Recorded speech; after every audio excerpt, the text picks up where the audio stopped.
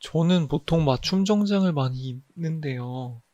이게 맞춤 정장은 사실은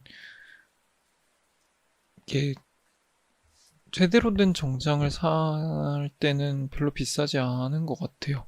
그러니까 두 벌에 한 50만 원, 60만 원 정도 하는데 정장을 조금 괜찮은 메이커에서 사면은 그 정도 가격은 훌쩍 넘으니까 저는 맞춤 정장을 좋아하는데 스탠드요? 스탠드 잘 기억이 안 나는데 제가 이따 찾아서 보내드리겠습니다. 근데 음, 그렇다 하고 근데 지금 이번 주잖아요. 그래서 이번 주는 조금 그 맞춤 정장은 적어도 2주는 걸리니까 그러면은 추천할 수 있는 브랜드가 있냐라고 했을 때 저는 지오지아를 추천합니다. 지오지아 우리나라 브랜드인데 신성통상에서 만든 브랜드인데요. 가격이 되게 저렴해요. 그러니까 막 비싼 것도 있어요. 비싼 것도 있지만 근데 가서 한 20만 원 조금 넘게 주면은 그래도 굉장히 깨리한 걸 사고 그리고 막 행사하는 거 이런 거 있으면 10만 원대에도 살 수 있는데요. 제가 지오지아를 추천드리는 거는 가격은 비슷한 가격대가 되게 많은데 뭐 바쏘도 있고 본도 있고 많은데 지오지아가 되게 라인이 조금 살아있다고 해야 되나? 그러니까 저는 굉장히 마른 편인데 그 마른 라인이 쫙 어깨 같은 거 남지 않게 통 같은 거 크지 않게 그렇게 할 수 있거든요. 그래서 거기서 지오지아에서 사셔가지고 뭐 바지 밑단 줄여달라고 그러고 통 줄여달라고 하고 이거 하면은 당일날도 되기도 하거든요. 그렇게 해서 몸에 맞춰서 가시면 참 좋을 것 같고 음, 결혼식 가시는 거면 웬만하면 색깔도 뭐 잘 어울리시는 거를 하시는 게 나을 것 같아요. 무난한 건 이제 뭐 차콜 그레이나 아니면 네이비 정도가 될 것 같은데 저 같은 경우는 차콜 그레이를 되게 좋아하고요. 근데 이제 너무 밝지만 않으면 왜냐면은 밝은 거 결혼식에 입고 가는 거 조금 비매너라고도 하거든요. 흰색은 신부님만 하셔야 된다고. 근데 저는 그 말에 어느 정도 공감합니다. 저도 지지난주인가? 지난주인가? 결혼식 갔었는데 저는 축가 부르러 갔었어요. 근데 그래서 저는 제일 저한테 잘 어울린다고 생각하는 새카만 정장을 입고 갔었는데 그건 그거고 제일 무난 제일 무난한 건 네이비나 차콜 그레이인 것 같습니다. 조스바님 안녕하세요. 제가 오랜만에 했는데 그래서 아무도 안 오실까봐 걱정했는데 그래도 어떻게 알고 다들 들어오시네요. 제가 요즘에 시밤을 많이 못했죠. 여러 가지 이유가 있습니다. 첫 번째로는 저도 이제 조금 후달리기 시작했어요. 변호사 시험 이제 130일 또 안 남았는데 그럼 당연히 후달리죠. 왜냐면 이게 제가 1, 2년 준비한 게 아니잖아요. 그래서 사실은 공부 말고 다른 생각이 별로 없어요. 그리고 두 번째는 제가 시밤을 하고 된 계기는 스트레스를 받아서였습니다.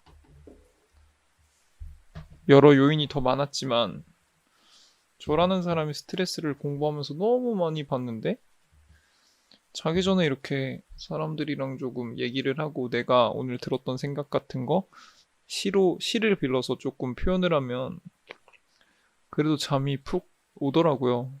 그래서 했었는데 요즘에는 스트레스를 그렇게까지 많이 받지는 않습니다.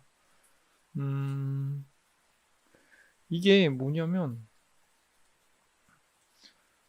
그냥 그거 같아요. 그러니까 예전에랑 지금이랑 비교했을 때 지금이라고 예전보다 스트레스를 제가 덜 받는 건 아닌데 시밤도 하고 3개월, 4개월 이 집 제가 이렇게 새로 마련한 공간에서 가족들이랑 함께 지내다 보니까 스트레스를 해소하는 방법을 조금 많이 찾았어요. 그래서 처음에는 막 그랬죠. 공부하다가 너무 힘들면 그네 타고 올게요. 초콜릿 좀 먹을게요. 이랬는데 그거부터가 시작이었는데 지금은 공부하다가 힘들면 넷플릭스도 보고 얼마 전에 DP 봤는데 스트레스가 오히려 쌓였어. 그러기도 하고 요즘에는 어떤 재미로 사냐면 이거 해바라기인데요. 제가 키우고 있습니다. 이게 어제까지만 해도 그냥 흙이었거든요. 근데 오늘 딱 일어나서 보니까 싹이 자라는데 싹이 지금 1, 2cm가 아니잖아요. 갑자기 팍 자라가지고 와 이래서 봄이 영어로 스프링이구나. 그러니까 스프링인 이유가 이렇게 스프링처럼 싹이 탁 튀어나와서인데 이게 저는 되게 서서히 나올 줄 알았는데 그냥 팍 나오더라고요. 그래서 이런 재미로도 살고 있습니다. 이큐님 감사합니다.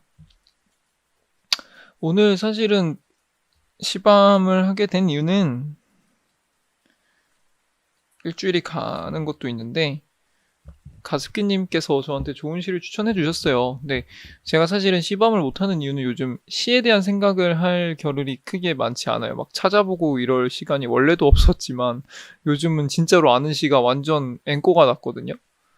그래가지고 누가 이렇게 무슨 얘기를 딱 해주면 그걸로 하는 게 저한테는 그게 편해요. 그리고 저는 그래도 똑똑한 신바니까 처음 보는 시도 읽으면은 그냥 대충 뭐 할 말들은 할 수 있지 않을까라는 생각을 하고 있습니다. 그리고 한 가지 죄송한 거는 이렇게 하다 보면은 뭐 이큐님도 그러고 다른 분들도 그렇고 신바님 이거에 대해서도 얘기를 좀 해주세요라고 하면 저는 그때는 정말 공감합니다. 아 이거에 대해서 하고 싶다 이러는데 사실 저도 본업이 공부다 보니까 공부하다 보면 까먹어요 그거를. 내가 뭐에 대해서 얘기를 하기로 했는데 뭐였지? 뭐에 대해서 말씀을 드리고 싶었는데 뭐였지? 라는 생각을 많이 해서 한 가지 저희 같이 부탁을 하는 건 저도 최대한 기억을 하려고 노력을 할 테니까 여러분들도 제가 시밤할 때 최대한 말을 해주시는 것도 좋고요. 그게 아니면 저한테 계속 푸시해주세요. 그러니까 제가 하기 싫어서 안 하는 게 아니라 진짜 까먹는 거니까 이거 하기로 했잖아요, 신바님 이러면은 제가 하도록 하겠습니다.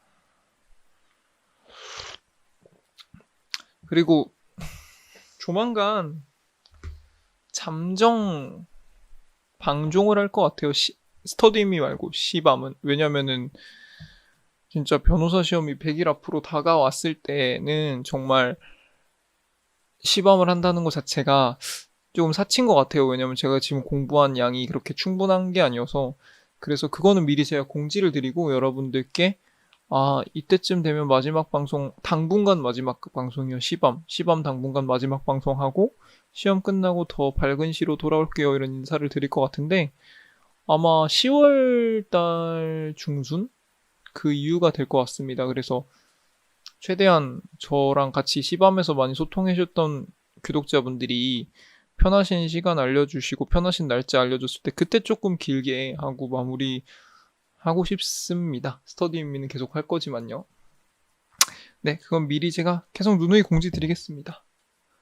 네, 오늘 그러면 추천받은 시를 한번 읽어볼게요. 이거는 브런치에 기재된 글인데 이병률 시인의 사람이 온다라는 시입니다. 저는 정말 처음 봤어요. 정말 처음 봤는데 정말 깁니다. 읽어보겠습니다. 사람이 온다. 이병률. 바람이 커튼을 밀어서 커튼이 집 안쪽을 차지할 때나 많은 비를 맞은 버드나무가 늘어져 길 한가운데로 쏠리듯 들어와 있을 때 사람이 있다고 느끼면서 잠시 놀라는 건 거기 사람이 있기 때문이다. 낯선 곳에서 잠을 자다가 갑자기 들리는 흐르는 물소리, 등짝을 훑고 지나가는 지진의 진동, 밤길에서 마주치는 눈이 멀 것 같은 빛 또는 어떤가. 마치 그 빛이 사람에게서 뿜어나오는 광채 같다면 때마침 사람이 왔기 때문이다. 잠시 자리를 비운 탁자 위에 이파리 하나가 떨어져 있거나 멀쩡한 하늘에서 빗방울이 떨어져서 하늘을 올려다볼 때도 누가 왔나 하고 느끼는 건 누군가가 왔기 때문이다. 팔목에 실을 묶는 사람들은 팔목에 중요한 운명의 길목이 지나고 있다고 믿는 사람들이겠다. 인생이라는 잎들을 매단 큰 나무 한 그루를 오래 바라보는 이 저녁, 내 손에 굵은 실을 메어줄 사람 하나 저 나무 뒤에서 오고 있다. 실이 끊어질 듯, 손목이 끊어질 듯 단단히 실을 묶어줄 사람을 위해 이 저녁을 퍼다가 밥을 차려야 한다. 우리는 저마다 자기 힘으로는 닫지 못하는 문이 하나씩 있는데 마침내 그 문을 닫아줄 사람이 오고 있는 것이다. 스탠드 어디 건지요? 저희 시에 대한 얘기만 하고 찾아서 말씀드리겠습니다. 네. 일단 이 시를 다 읽어봤는데요. 이 시의 핵심은 결국엔 사람이라는 거죠. 뭐가 빛나든 슬프든 아름답든 설레든 그거는 다 사람으로 비롯된 얘기인 것 같은데 맞는 것 같습니다. 잘 생각해보면. 그러니까 뭐 제가 살다 보면은 외로워질 때도 있고 때때로 무너질 때도 있고 그럴 때마다 이제 여러 가지 생각을 하다가 결국에 마음을 다잡는 건 사람한테 이제 기대지 말고 나만의 무언가를 찾아보자 라고 해서 저의 취미를 개발하기도 하고 제가 열심히 할 것들을 찾기도 했습니다. 그래서 공부도 하고 뭐 아침마다 커피를 내려 먹기도 하고 뭐 인스타그램을 하기도 하고 유튜브를 하기도 하고 하는데 결국에 저를 다시 기쁘게 웃게 만드는 건 사람인 것 같아요. 유튜브를 하면서 여러분들과 소통을 하면서도 웃는 거는 결국에 여러분들이 거기 있기 때문이잖아요. 만약에 저 혼자 녹화 방송 틀어놓고 이렇게 막 하라 그러면 제가 정말 유재석 같은 그런 훌륭한 사람이 아닌 이상 굉장히 힘들어하겠죠. 지루해하겠죠. 왜냐면 사람이 없으니까요. 봐줄 사람이 있는 것도 아니고 나한테 무슨 얘기를 해줄 수 있는 사람이 있는 것도 아니고 그렇기 때문에 결국엔 사람이더라고요. 그래서 나를 굉장히 기쁘게 해줄 사람, 설레게 해줄 사람, 나를 다시 아름답고 빛나게 해줄 사람 그게 때때로는 어떤 사람 때문에 상처를 받고 어떤 사람 때문에 내가 무너지는 걸 보면서 때로는 실망을 하면서 다시는 사람에게 기대하지 말아야지, 사람에게 의지하지 말아야지 이런 생각을 하다가도 결국에 내가 다시 빛나게 되는 건 사람이 오기 때문이고 사람이 있기 때문인 것 같습니다. 그래서 여러분들도 지금 당장은 우리가 다 입시를 치르고 있잖아요. 그렇기 때문에 사람이라는 게 굉장히 큰 변수일 수 있어요. 누군가가 나한테 다가오고 아니면 내가 누군가한테 다가가고 누군가랑 연락을 하고 대화를 하는 그 모든 게 다 변수일 수 있어요. 근데 그거는 우리가 입시생이라는 특수한 상황 때문인 거고 이게 끝나면 결국 우리가 행복하게 살려면 사람이 있어야 된다. 우리 주변에. 그리고 우리는 그런 사람들을 받아들일 준비가 되어 있어야 한다. 라는 말씀을 드리고 싶습니다. 어떻게 찾았어요? 그리고 두 번째로는 그 사람이 뭘까라는 얘기를 여러분들과 함께 하고 싶은데요. 착각들을 많이 해요. 여러분들 안 하는데 나만 착각하는 건가? 그러니까 좋은 사람이 올 거야. 좋은 사람이 와서 넌 다시 행복해질 거야. 다시 웃을 수 있을 거야. 네가 의지할 수 있고 너랑 함께 그렇게 지낼 사람이 있을 거야 라는 얘기가 꼭 연인을 말하는 건 아닌 것 같거든요. 그러니까 연인인 경우도 많겠죠. 연인이면 좋겠고. 근데 제가 지난 시간을 쭉 지나다 보니까 제가 정말 힘들 때 제 옆에 있어주는 건 항상 연인이었던 것만은 아니에요. 오히려 연인이 아닌 경우가 더 많았고 친구가 될 수도 있고 뭐 나를 잘 이끌어주는 은사님이 될 수도 있고 내지는 그냥 저랑 전혀 상관없는 어떤 셀럽이나 어떤 훌륭한 위인전이나 그러니까 실제로 실존하지 않는 위인전의 어떤 사람이나 소설 속의 어떤 사람이나 드라마 속 주인공이나 그럴 수도 있는 겁니다. 근데 결국 다 사람이긴 하지만 우리가 너무 그것을 연인에 한정지어서 생각하는 것 같아요. 그래서 누군가랑 헤어지면 빨리 다른 연인을 만나고 싶어 하고 내가 지금 힘든 건 연인이 없기 때문이야 라고 생각하고 그런 것들이 물론 연인이 있을 때는 그런 생각도 중요합니다. 이 사람이 나의 모든 거라고 생각을 하고 그렇게 해서 최선을 다하는 게 이제 중요할 수도 있죠. 서로 사랑을 해나가려면. 근데 그게 아니라 만약에 지금 그런 상황이 아니라면 뭐 연인이 나타나서 내 옆에 있어주는 것도 정말 행복한 일이지만 꼭 그것만이 답은 아니다. 사람이라는 건 정말 다양하고 나한테 행복을 줄 수 있는 인간관계는 정말 많기 때문입니다. 사람이 크게 두 종류의 사람의 매력을 느낀다고 하죠. 첫 번째로는 자기랑 정말 비슷한 사람.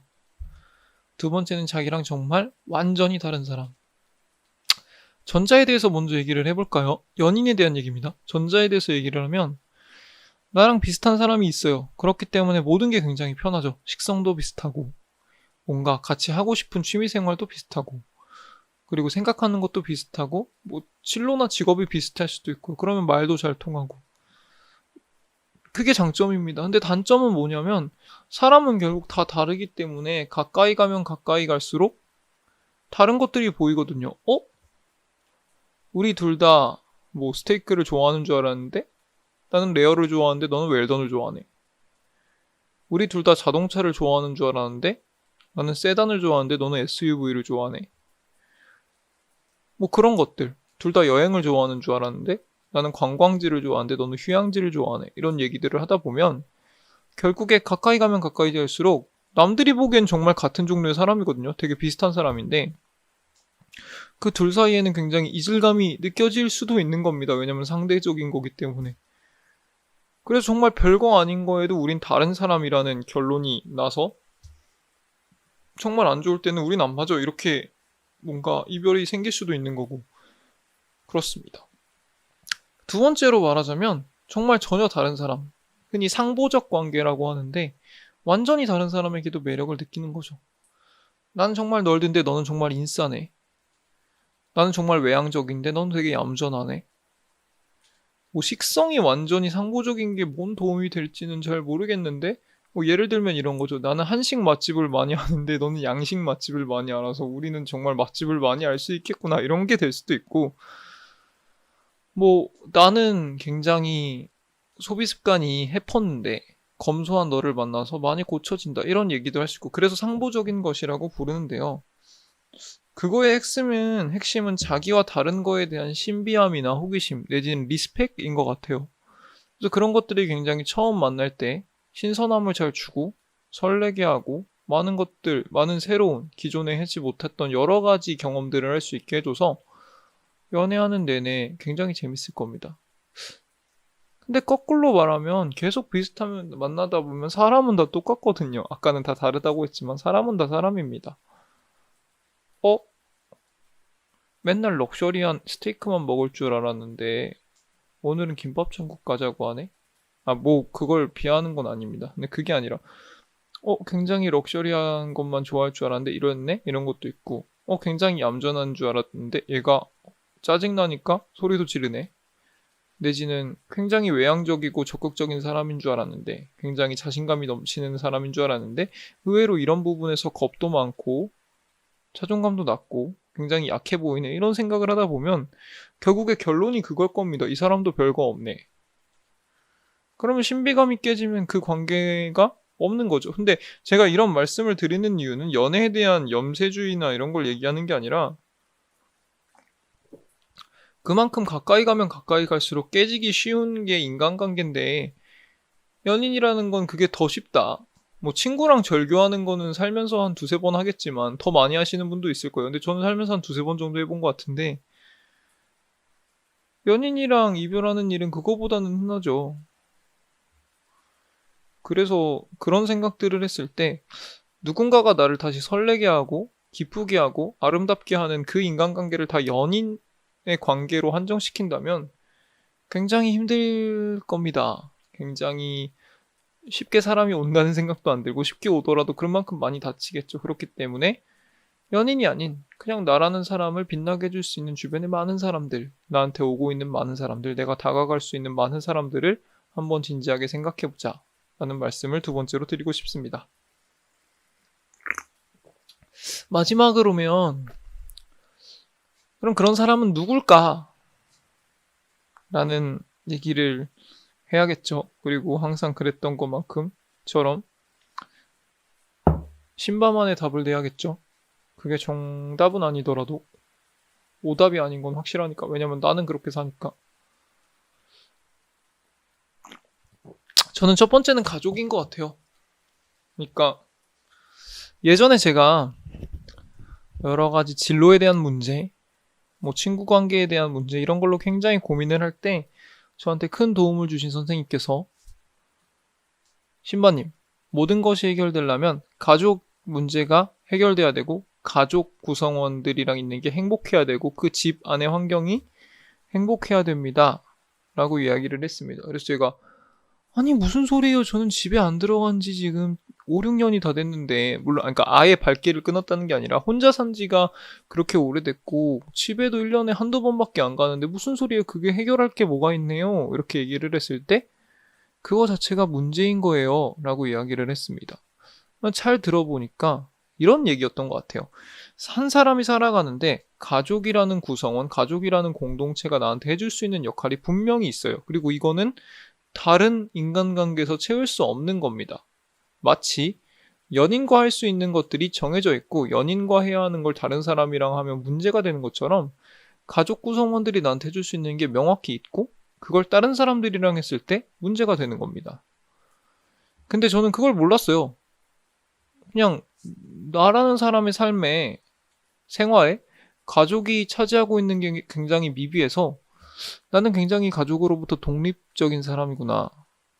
가족의 도움을 많이 받고 있긴 하지만 가족들이랑 조금 떨어져서도 잘 지내는 사람이구나 라는 생각을 했었는데 그건 저의 착각이었고요. 그거는 그냥 결핍이었어요. 어떻게 발현이 됐느냐? 흔히 가족을 나의 편이라고 생각을 하잖아요. 어떠한 상황에서든. 그게 맞는 것 같아요. 가족만이 그럴 수 있는 것 같아요. 안 그런 가족도 있지만 누군가가 나의 편이라면 무조건적인 나의 편이라면 그 사람은 가족일 겁니다. 근데 그 가족에 대한 결핍이 있고 가족과 거리를 두고 사니까 나는 독립적인 사람으로 사는 게 아니라 다른 사람에게 그 의지를 해요. 친구한테 야, 너 무조건 내 편이 되어줘야 해. 그래야지 친구인데. 감사합니다, 성현님. 그리고 연인한테도 너 나 좋아한다며? 너 나 사랑한다며? 그럼 이런 상황에서도 내 편이어야지. 저런 상황에서도 내 편이어야지. 라는 생각을 막 하면서 가족에게만 오픈해도 받아들여질지 말지 한 것들을 주변에 계속 얘기를 해요. 나 오늘 이런 생각 들었어. 저런 생각 들었어. 남들이 보기에 굉장히 쇼킹할 수 있는 생각들인데 가족들은 그래도 그걸 이해할 수 있겠죠. 오래 나를 봤으니까. 그리고 가족이니까. 근데 그걸 가족한테 얘기를 하고 스트레스를 가족들이랑 함께 해결을 하고 고민을 가족들이랑 했어야 되는데 제가 그게 아니라 주변에 있는 친구한테 야, 나 이런 생각이 있었는데 이런 일이 있었는데 나 그 상황 속에서 이렇게 반응했어. 내 마음이 이렇게 움직였어. 이런 생각까지 했어. 라고 생각하니까 주변에서 뭐야? 라고 하기도 하고요. 그런 얘기를 나한테 왜 해? 우리 그렇게 가까운 사이 아니잖아. 이런 얘기도 하고요. 결과적으로 그것 때문에 멀어진 인간관계도 있죠. 그래서 전 첫 번째로 가족 간의 관계가 해결돼야 된다고 생각해요. 여러분들이 지금 다 행복한 가족 속에서 살고 계시겠지만 설사 그렇지 않더라도 이것을 우리 가족은 이런 모양으로 움직여, 이런 모양으로 생활해, 이런 모양으로 서로 의사소통해 라고 생각하면서 마음속에서 정리하지 말고 내가 생각하는 지금 우리 가족의 모습이 내가 정말 생각하는 이상적인 모습이 아니라면 끊임없이 노력하고 끊임없이 개선하고 왜냐하면 우리 친구 관계도 연인 관계도 잘못이 있다면 그 사람들을 정말 친구, 정말 연인으로 생각한다면 단번에 딱 결정하는 게 아니라 조금씩 노력을 해보잖아요. 가족이랑도 그런 게 필요해요. 물론 쉽지는 않겠죠. 최소 2, 30년을 그렇게 살아왔던 인간관계니까. 그렇지만 어렵게는 고칠 수 있는 것 같아요. 그래서 그런 얘기를 계속하고 계속하고 가족들은 항상 내 편입니다. 다만 내 편이 되는 방법을 다르게 생각할 수 있어요. 나랑.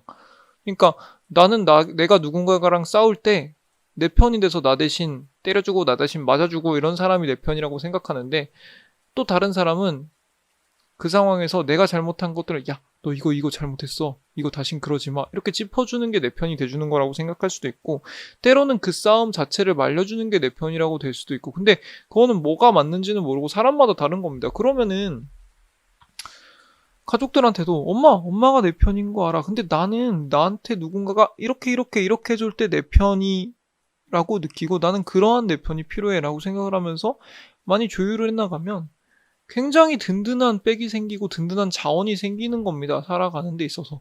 그 상태로 친구를 만나야죠. 그럼 이제 친구랑은 즐거운 일만 하면 되는 거죠. 장난치고 놀러 가고 맛있는 거 먹고 그런 친구라는 관계도 있는 겁니다. 친구의 관계도 굉장히 중요한 것 같아요. 왜냐하면 친구가 없는 상태에서 연인을 만나면 친구의 역할도 연인한테 전가시키는 경우가 많더라고요. 저 같은 경우는 공부를 하느라고 한창 바쁜 동안은 친구들이랑 발길을 굉장히 끊었는데 그러다 보니까 친구랑 하고 싶었던 모든 것들을 결국에는 연인이랑 해야 된다는 생각을 했었어요. 뭐 PC방도 가고 싶고요, 같이. 노래방도 가고 싶고요. 뭐 같이 뭐 방탈출 카페 이런 것도 가고 싶고 보드게임도 하고 싶은데 물론 그게 잘 맞으면 상관없는데 상대는 이거 취미가 없을 수도 있잖아요. 그럼 나랑 이 취미가 맞는 그 사람을 다른 친구를 만나서 걔랑 하면 되는데 그게 아니라 나는 이 사람만 만나야 된다는 생각 그런 강박관념 때문에 내가 하고 싶은 걸 이 사람이랑 강요를 하도 그 사람도 나한테 그러고 그러다 보면 굉장히 둘 중 하나는 맞춰주는 그런 날들이 있겠죠. 그럼 지쳐가고 두 번째로는 친구는 굉장히 편하잖아요. 그런 완전히 편안한. 그러니까 완전히 내가 무슨 농담을 치든 뭐 중간중간에 욕지거리나 육두문자를 섞어가면서 얘기를 하든 그냥 같이 있으면 좋은 게 그런 게 친구인데 그런 역할도 연인한테 기대를 하게 되죠. 왜냐면 그런 거에 대한 결핍이 있다면 그럼 또 문제 상황이 생기는 겁니다. 베프가 되거나 이별을 하거나 그러겠죠.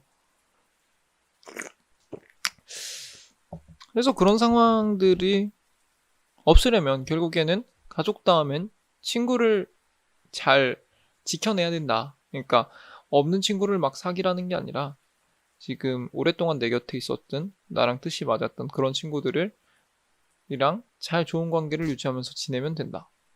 그리고 이제 마지막이 이제 뭐 연인이거나 아니면 그 밖에 무슨 다른 인간관계라고 생각을 해요. 그렇기 때문에 이 마지막 바깥 테두리에 있는 사람이랑 문제가 생겼을 때 이 안 테두리에 있는 사람으로 도망칠 수가 있는 거죠.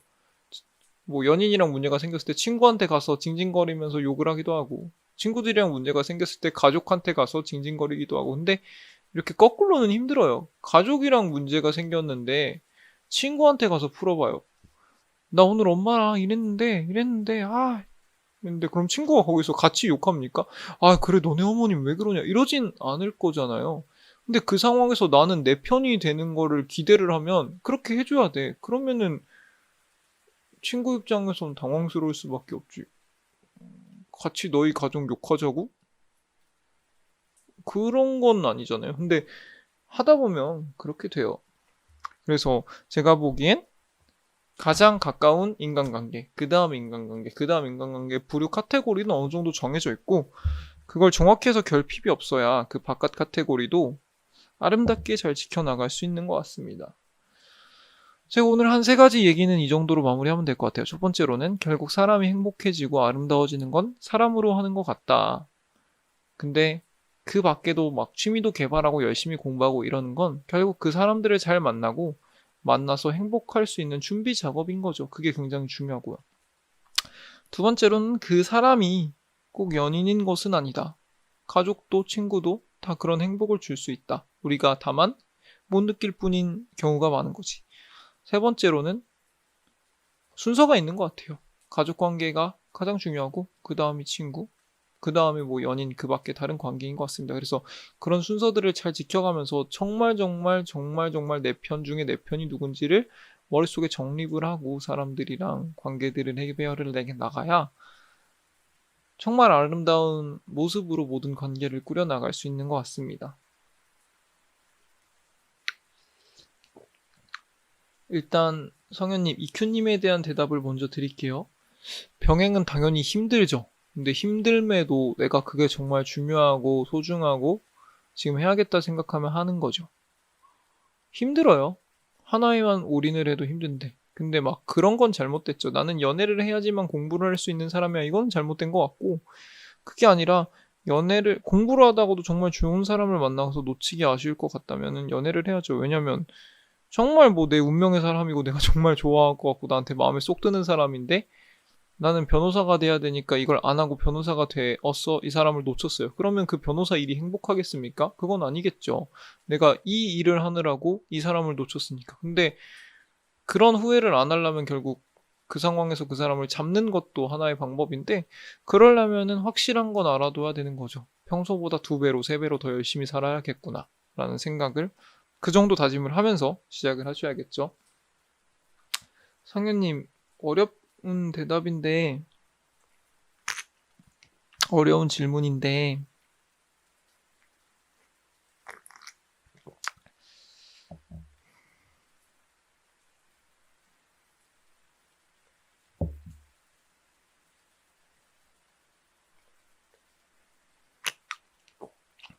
그런 말씀을 드리고 싶진 않습니다. 가족 간의 관계가 좀 소원하거나 이렇다고 해서 불행하다라는 말씀을 드리고 싶진 않은데요. 조금 분리할 수는 있는 것 같아요. 행복으로 다가가는 데 있어서 정말 정말 어떠한 상황이 너도 내 편이 될 수 있는 그런 사람이 있는 상태와, 그런 사람이 적은 상태와, 그런 사람이 없는 상태는 확실히 행복으로 가는 유리 분리에는 차이가 있죠. 그럼에도 행복해지는 사람 분명히 있고 성공한 사람 분명히 있지만, 굳이 말하자면은 불리하다는 거죠. 그럼 사실은 2가지 얘기를 할 수 있겠죠. 남보다 못한 어떠한 문제점이 있을 때 그거를 해결하려고 노력을 해라. 내지는 피하려고 노력을 해라. 거리를 좀 둬라. 2가지도 다 방법인 것 같은데요. 제 얘기를 드리자 보면,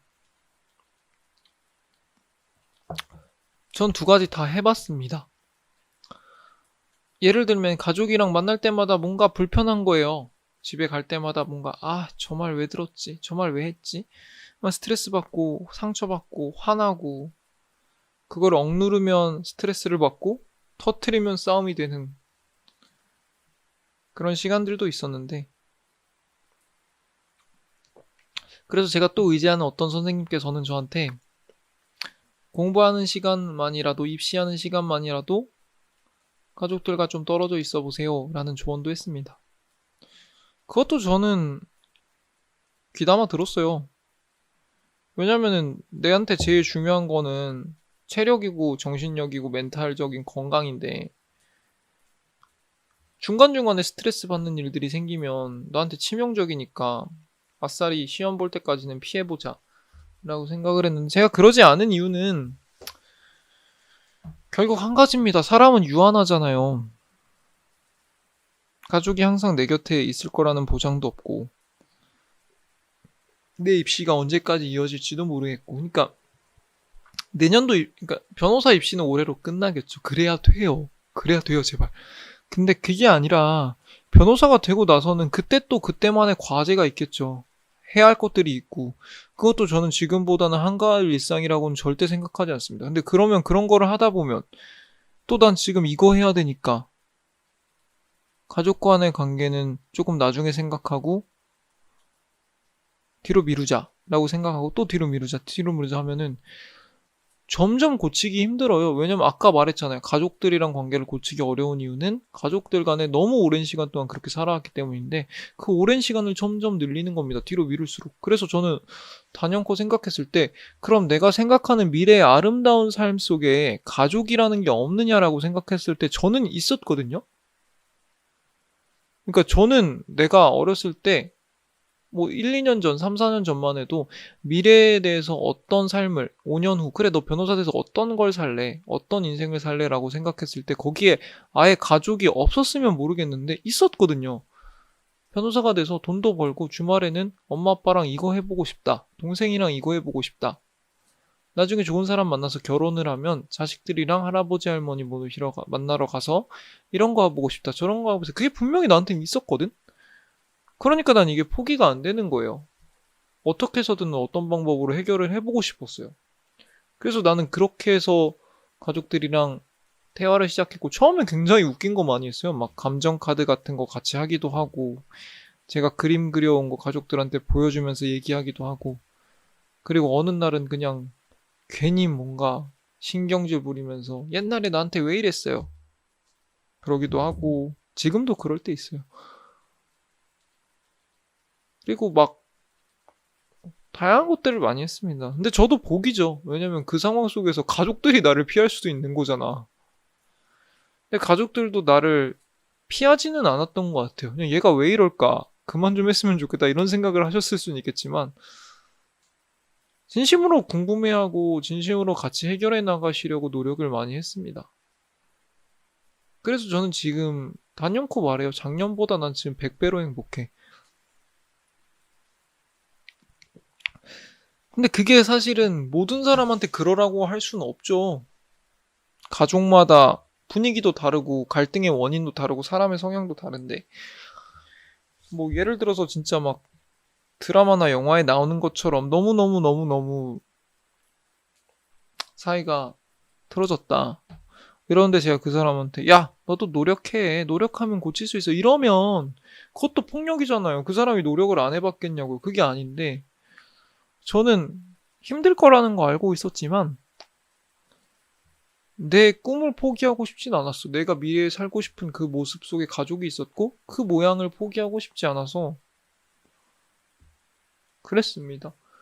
그래서 성현님께 이게 대답이 되는지 모르겠지만 저한테 지금 가족이 제일 큰 자원이긴 하거든요. 뭐 기분 좋으라고 하는 말이 아니라 진짜 제일 큰 자원인데요. 그렇다고 저도 항상 그랬던 것만은 아니에요. 저도 똑같이 생각했던, 비슷하게 생각했던 게 있었어요. 남보다 못한 것까지는 아니지만 저 정도 되면 남 아니야? 라는 생각이 들 정도의 생각. 그러니까 저 혼자만의 생각이었을 수 있겠죠. 그래도 그런 생각이 들었던 순간도 많아요. 근데 제가 결정한 것 같아요. 그럼 점점 남으로 살 것이냐. 남으로 사는 것도 굉장히 괜찮은 방법이었거든요, 저한테는. 왜냐면 서로에 대한 기대 없이, 뭐, 서로 도울 수 있는 건 돕지만, 정서적 교감이나 이런 건 어느 정도 포기하더라도 서로한테 상처를 주지 않고 사는 거. 그것도 저한테는 굉장히 괜찮은 선택지 중에 하나였는데, 제가 결정한 겁니다. 아니야. 내가 원하는 가족관은 이거고, 아직 늦지 않았어. 해보자. 라고 한 거고, 저는 지금도 아, 다행입니다, 성현님. 진짜 다행입니다. 아, 저는 갑자기 성현님이 딱 그렇게 말씀하셔가지고, 진짜 본인 얘기인 줄 알고, 아, 이거를 어떻게 말씀드려야 되나 했는데, 그거 아니어서 정말 다행인데, 뭐, 그렇다고 해도 저는 얘기를 드리겠지만, 그런 것 같습니다. 자기 선택인 것 같아요. 저는 전자를 선택했고, 제가 그래서 말하잖아요. 저는 작년보다 100배로 행복하다고. 후회하지도 않고요. 안녕하세요. 그런 결정을 한 내가 정말 자랑스럽고 뿌듯합니다. 그 어떤 때보다도. 전역 한 달 전에요. 글쎄요, 제가 제대한 지 지금 5년이 훌쩍 넘었네요. 그래서 잘 기억은 안 나는데, 전역 한 달 전에 전역할 날짜 세고 있었겠죠, 첫 번째로는. 그리고 전 전역 가기 전에 조금 운동을 했던 것 같아요. 그때 살이 너무 쪄서 그냥 이렇게 밤에 조깅 같은 거 많이 하고, 밖에 나가서 뭐 할지 뭐 집 알아보고, 무슨 공부할지 책도 사보고 미리미리 공부도 조금 했었던 것 같고요. 그리고 뭘 했겠어요. 그냥 아씨 왜 이렇게 시간 안 가. 빨리빨리 지나갔으면 좋겠다 이런 생각도 많이 했고 전역하고 나서는 일단은 집을 학교 근처에 알아봐서 그 집을 꾸미고 그리고 어떤 식으로 앞으로 공부를 할지 계획도 세우고 그리고 한 달 동안 사회에 적응을 좀 했습니다. 막 최신곡 들었는데 아무리 들어도 뭔 이런 노래가 다 있어. 그러니까 막 그때 처음 막 랩도 아닌 것이 노래도 아닌 것이 이런 것들이 막 나오기 시작했거든요. 막 지코 이런 가수들이 막 그런 거 들으면서 아, 요즘 이렇구나. 그리고 막 백화점 같은 데 가서 옷은 어떻게 사야 되지? 그거 생각보다 스트레스예요. 왜냐면 군대에서는 무슨 옷 입으면 될지 알려주거든 아침마다 방송으로. 오늘 복장은 동복입니다. 이러면 동복 입고 가면 되는데 그걸 안 해서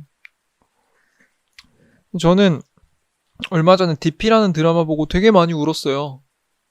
군대 생활 생각이 나서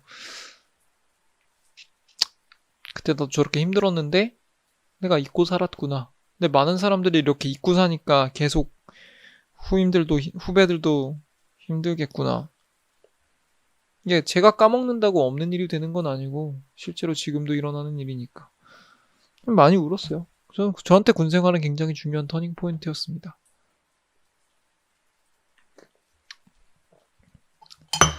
네, 오늘 드린 말씀은 이 정도까지인 것 같고요. 벌써 12시가 됐네요. 항상 여러분들이랑 오랜 얘기를 많이 하고 싶은데 저 이제 개강해가지고 너무 늦게 자면은 다음날 일어나기가 너무 힘들 것 같습니다. 아, 빨간색 검체련복 간부 걸로 바뀌었어요. 아이고 축하드립니다. 이게 군대에서 체련화 같은 거 많이 사오면 사회에서 되게 좋거든. 요긴하게 쓰거든요. 저는 쓰레빠 되게 많이 사왔고 수건 많이 되게 가져왔고 그랬는데 아직도 잘 쓰고 있습니다. 군대 물건들 내구성이 좋으니까요. 네, 다들 고생 많으셨고 오랜만에 시밤했는데도 정말 아무도 안 계셔도 내가 열심히 해야지라고 다짐하고 들어왔는데 이렇게 같이 함께 해주시고 좋은 얘기 많이 해주셔서 감사합니다. 오늘 하루도 공부하느라고 정말 고생 많으셨고요. 제가 항상 드리는 말씀이지만 오늘 하루 공부량이 설사 오늘 계획했던 거에 미치지 못한다고 하더라도 우리가 정말 열심히 최선을 다해서 공부한 건 우리가 서로 보고 있잖아요. 이렇게 채팅창으로도. 그리고 여러분들도 제가 공부하는 거 봤고. 그렇기 때문에 너무 스스로 나무라지 말고 오늘 하루도 나 정말 수고했다 라는 생각으로 쓰담쓰담 하면서 하루를 마무리하시면 좋을 것 같습니다. 그리고 내일 하루도 오늘만 같아라 라는 마음으로 편안하게 잠자리에 드시면 내일은 반드시 오늘보다 훨씬 더 행복한 하루가 기다리고 있을 겁니다. 다들 편안한 밤 보내세요.